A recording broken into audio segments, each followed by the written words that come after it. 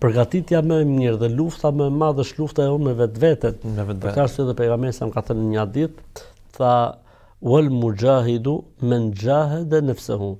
Mujahid i vërtet është ai i cili fiton luftën me vetveten e tij. Pra kemi një luftë madhe me vetveten tonë.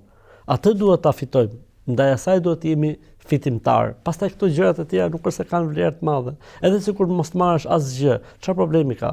Puna është si e ke ti raportin me Zotin, si e ke raportin me vllajën, si e ke raportin në familje. Kjo është lufta më e madhe e jone, lufta me vetveten, lufta me egon, lufta me lakmin, lufta me le të themi pasionet, me dëshirat, me epshet le të themi negative. Kjo është lufta jone e vërtet, ndërsa pjesa tjetër pastaj është çështje e zgjidhshme. Mirë po njeriu është i prirur që të angazhohet me gjëra të cilat nuk janë fort të rëndësishme dhe të lëri gjërat e rëndësishme masdore, domethënë siç është rasti në fjalë.